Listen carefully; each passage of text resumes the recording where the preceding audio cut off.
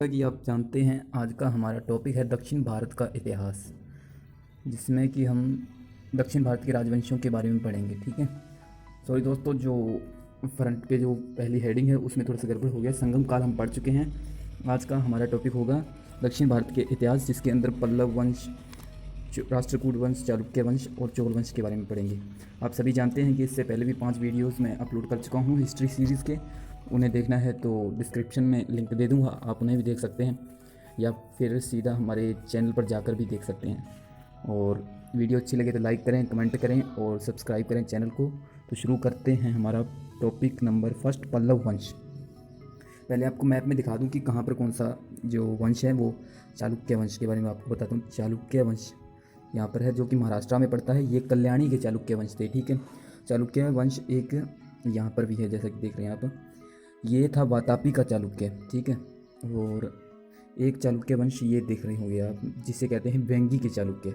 इसकी राजधानी बेंगी थी और ये कल्याणी थी और ये वातापी थी। इसके बारे में आपको बताऊंगा। सबसे पहले आता है वातापी के चालुक्य, इसके बाद आते हैं इसे इनका वंश खत्म करके राष्ट्रकूट वंश आएगा, जो कि ये आप देख रहे हैं। फिर इसके बाद चालुक्य वंश आता है, जो कि कल्याणी के जो राष्ट्रकूटों को ख़त्म करते हैं।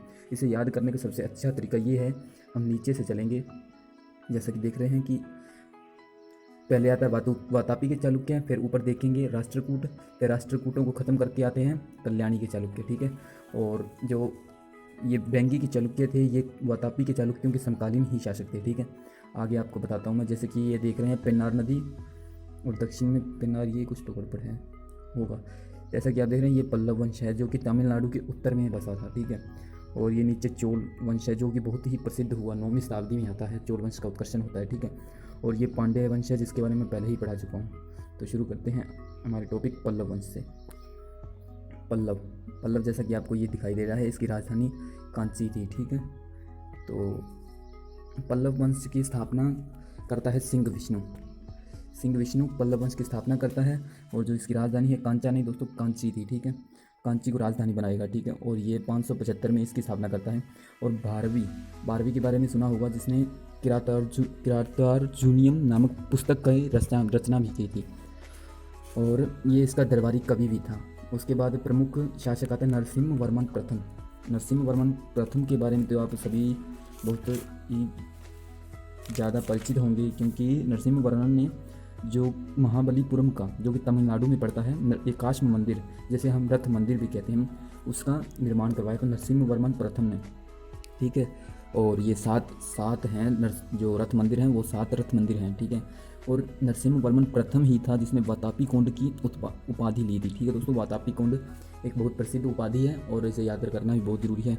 और पुलकेशिन द्वितीय, जो कि चालुक्य शासक था, ठीक है, उसे हराकर फिर नरसिम्हा वर्मन ने जो कि वातापी कोंड की उपाधि ली थी। अगला जो कि जैसा कि इसकी एकाश्म मंदिर बनवाया था, एकाश्म मंदिर आ गया। ठीक है। उपाधि प्रिय, आगम प्रिय मतलब शास्त्रों का प्रिय। और एक था राजा का सिंह, राजाओं में शेर। ठीक है। और एक था इसका दरबारी था, उसका नाम था दंडी। दंडी नहीं दोस्तों, दंडी था। ठीक है। और दंडी नहीं, दश कुमार चरितम नामक रचना लिखी है। ठीक है दोस्तों। और अंतिम शासक का नाम था अपराजित वर्मन। नाम तो अपराजित वर्मन था, लेकिन यही पराजित होता है और पल्लव वंश का अंत भी यहीं पर होता है। ठीक है दोस्तों। 903 में पल्लव वंश की समाप्ति हो जाती है। इसके बाद आएगा हमारा अगला वंश आता है दक्षिण भारत से। ये तो कुछ ऐसा ही लग गया है। आगे आता है राष्ट्रकूट वंश। कुछ ना कुछ तो गड़बड़ हुआ है, क्या बात हो गई? नहीं, सही है।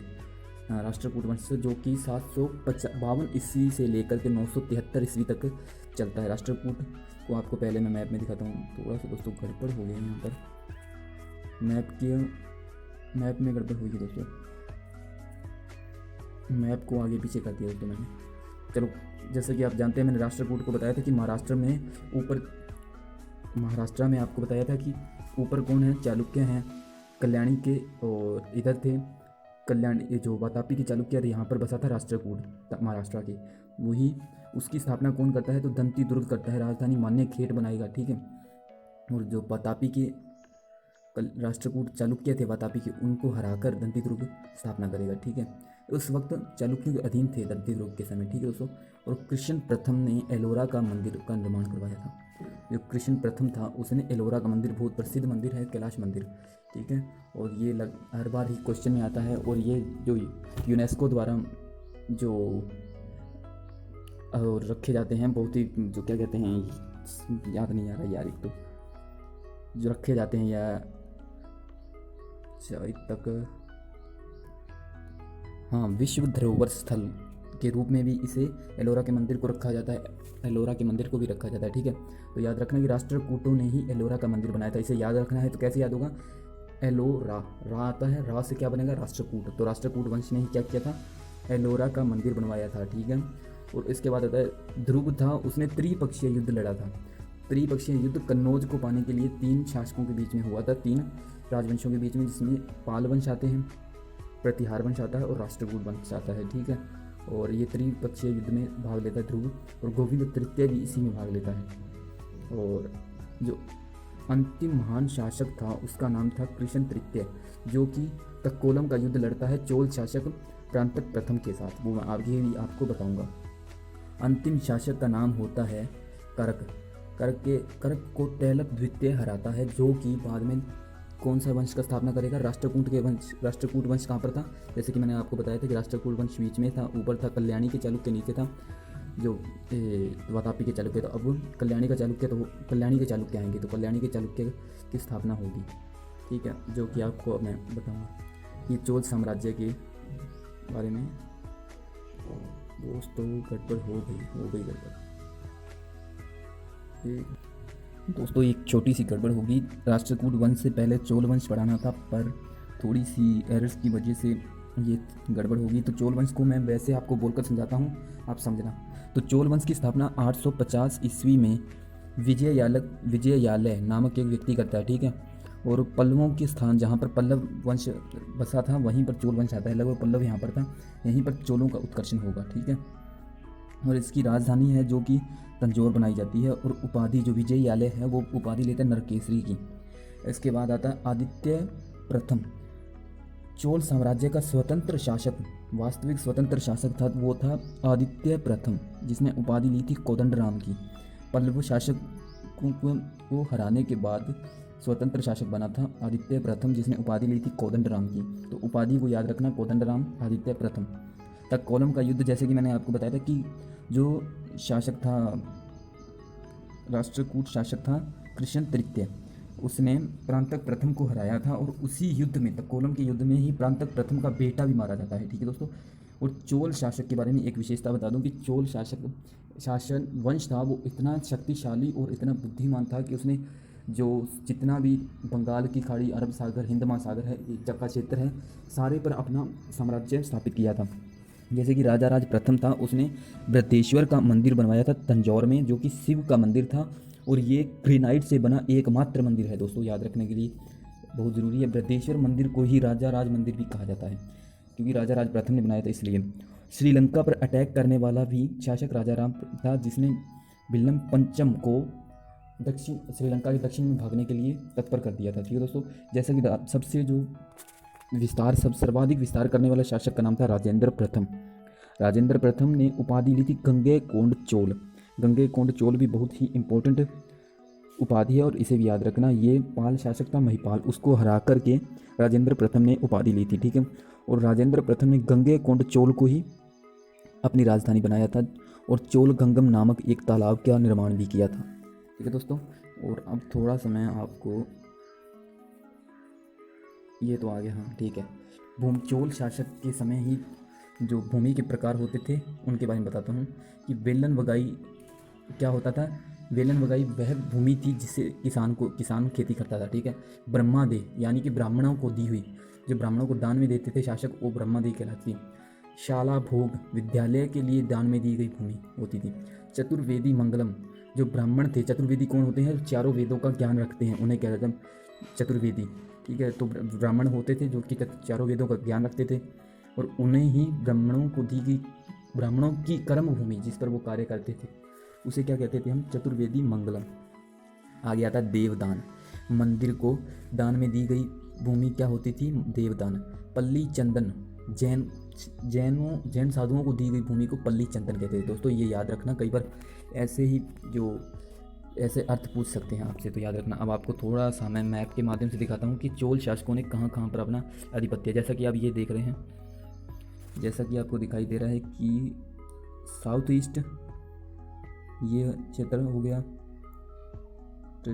और अंडमान निकोबार हो गया, यहाँ पर जो मलेशिया आएगा, सिंगापुर आएगा और इंडोनेशिया आएगा, ये सारा क्षेत्र चोल शासकों के अधीन ही था, मतलब ये समुद्र भी इन्हीं के अधीन था।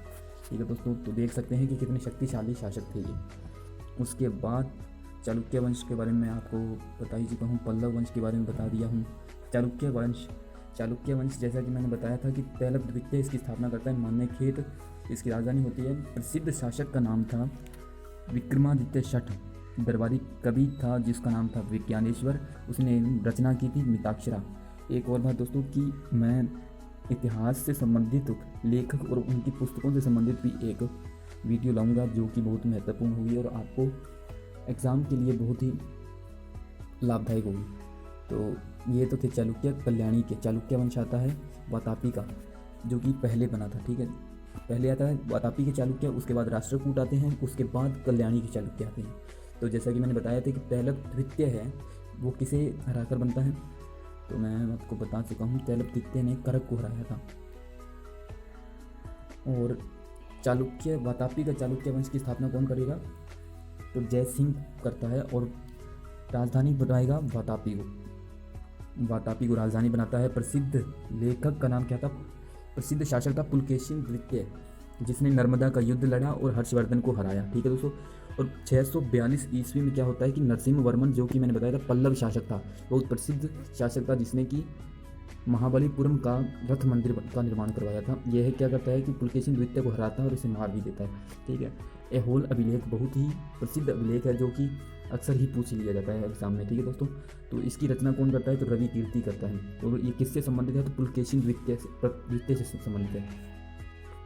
अंतिम शासक का नाम क्या होता है, तो कीर्ति वर्मन द्वितीय, जो कि दंती दुर्ग द्वारा हारता है। और दंती दुर्ग क्या करता है, किस वंश की स्थापना करेगा, राष्ट्रकूट वंश की। मैंने बताया था आपको कि यहाँ पर है वातापी के चालुक्य वंश, यहाँ पर है राष्ट्रकूट वंश और यहाँ पर है कल्याणी का चालुक्य वंश। तो इसी तरह सीरीज़ में याद करें दोस्तों, याद भी होगा और भूलेंगे भी नहीं।